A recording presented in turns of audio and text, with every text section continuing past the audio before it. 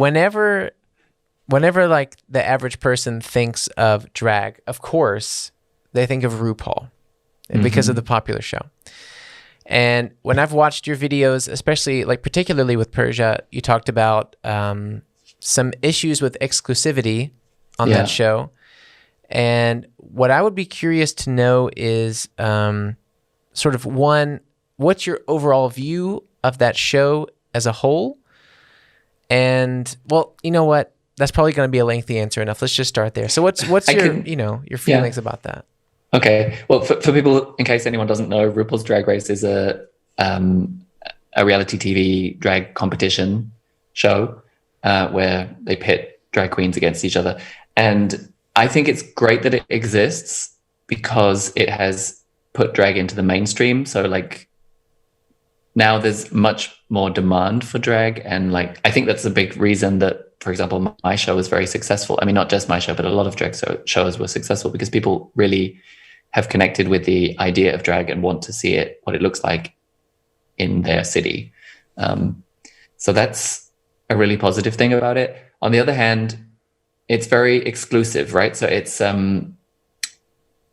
there's this old school idea that drag queens can only be portrayed by cis gay men, and that also that drag is limited to drag queens, which it isn't. There's many different kinds of drag. That's just one of them. So what we see on Drag Race is really just like a slice of this much bigger pie, and it excludes trans people until very recently. The most recent season has a trans male contestant, which is progress, but they're kind of a bit behind the times, I would say. So like, yeah, it's two-sided, right? Because on one hand, it's great that it is elevating drag to something that is popular and in the mainstream, but it's also then, because it's doing that, it's limiting people's perception who wouldn't otherwise be exposed to drag of what drag is. And drag is actually a much, much broader thing with a very long history. Yeah. It also includes women and non-binary people and trans people, of course. So yeah, I kind of love and hate it. I can understand that. But I feel like, because I wondered, there was also kind of a German adaptation of it for a time. Queen of Drags with Heidi Klum, and then I felt like with Heidi Klum. I didn't get it, but that's a point where I wanted to get to. Could it be that that the people who make these shows still feel like they I don't know how to. Well, I'm sure I won't find the correct term for this, but they still need a form of catalyst or somebody who people already know to get them to drag. Yeah. I mean, in the same way, I think the show with Heidi Klum, I mean, it wasn't a good show. It was actually terrible, I think. But I'm glad that the queens who were on there got the exposure. And I mean, some of them I actually know from Berlin. They're at least 3 of them are kind of friends of mine. But it's not, having Heidi Klum, at least RuPaul is a drag queen, so hosting a show about drag makes sense. But Heidi Klum is, I mean, bizarre. That's a bizarre choice. But on the other hand, it's making it accessible to people who would be like, oh, I'm not going to watch a show about drag queens. Oh, but it's Heidi Klum, so maybe I will. Exactly. So that in a way, it's again, it's two-sided. But then, do you think that there is a way that drag culture could become, like, let's say, full mainstream, plus still be representative, since it can be basically anything, like you said? Mm-hmm.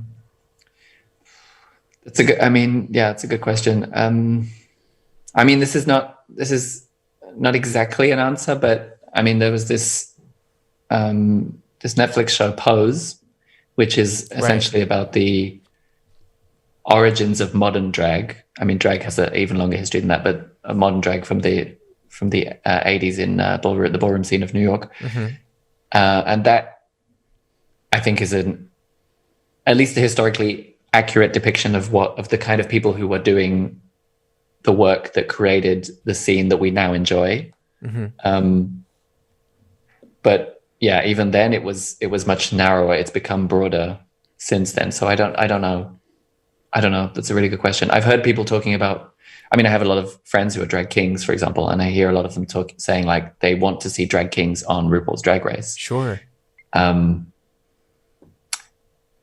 Or like a drag king version of the show, which great idea. I don't think RuPaul should be hosting it though, because he's not a drag king, but it would be cool to see but I don't know any famous drag kings.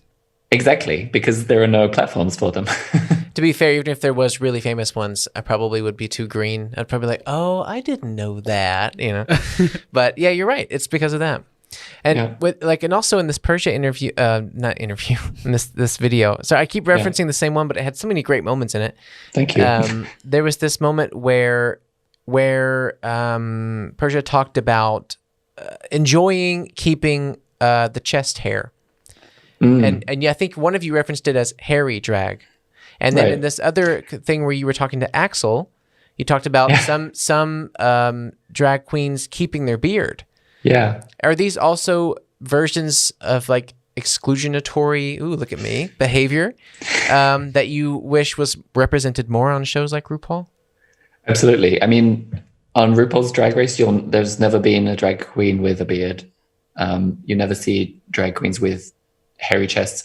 But I mean, this is cultural. I think this is because that's what American drag, the standards of what good drag is in North America. That's what it is. In Europe, it's different, I think. And it's much more normal. Like, I mean, in the UK, for sure, it's common to see drag queens with a hairy chest or a beard. Or, I mean, there's been both UK versions and there was a Dutch version of RuPaul's Drag Race.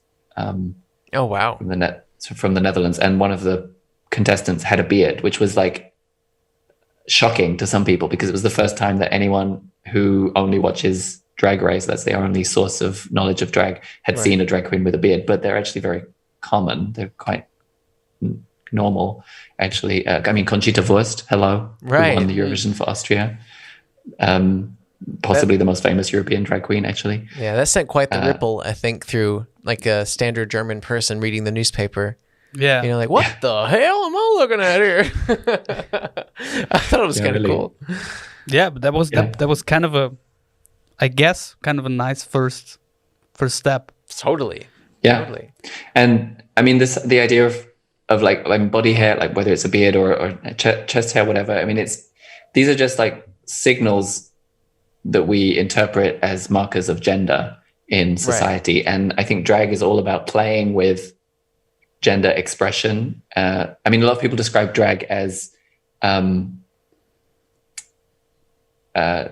gender as performance. That's what drag is. So you're just, and I think because of that, we can like pick and choose any of the markers of gender and mix them together in a confusing or a binary way, whichever you want. And yeah, I mean, speaking for myself, like I have a hairy chest. I'm not going to shave it. And mixing that with like very feminine things like huge, like super high heels or really long, ridiculous nails or lots of makeup. Like I find that satisfying because it makes people, when they see that, it makes them question their assumptions about what these things mean individually on people that they're just like judging as they walk down the street. And I think drag really opens up the possibility for discussion about gender expression much in a way that we don't see in really any other area.